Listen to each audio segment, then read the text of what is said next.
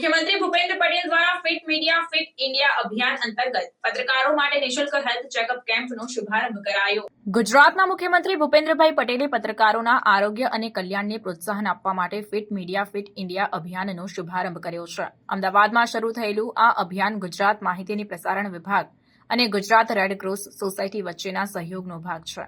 આ પહેલ 15 ઓક્ટોબર 2024ના રોજ શરૂ થઈ હતી અને 19 ડિસેમ્બર 2024ના રોજ પૂર્ણ થઈ હતી, જેમાં વિવિધ જિલ્લાઓના 1532 પત્રકારોએ ભાગ લીધો। હેલ્થ ચેકઅપ કેમ્પોમાં રક્ત પરીક્ષણ, એક્સ-રે, ઇસીજી અને ડાયાબિટીસ, થાઇરોઇડ જેવી સમસ્યાઓ અને વિટામિનની ઉણપ જેવી પરિસ્થિતિઓ માટેની સ્ક્રીનિંગ સહિત વ્યાપક તબીબી તપાસ પૂરી પાડવામાં આવી હતી।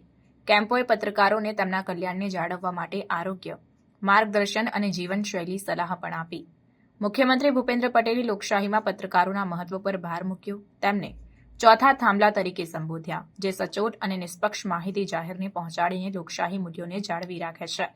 તેમણે પત્રકારોને વિવિધ પહેલો, જેમાં વીમા કવરેજ અને હવે હેલ્થ ચેકઅપ કેમ્પોનો સમાવેશ થાય છે, તેઓ દ્વારા ટેકો આપવા માટે સરકારની પ્રતિબદ્ધતાને હાઇલાઇટ કરી। ગુજરાત રેડ ક્રોસ સોસાયટી આ કેમ્પોનું આયોજન કરવામાં મહત્વપૂર્ણ ભૂમિકા ભજવી છે। કેમ્પોમાં હાજર રહેલા પત્રકારોએ સરકાર અને રેડ ક્રોસ સોસાયટીના પ્રયાસો માટે તેમનો આભાર વ્યક્ત કર્યો।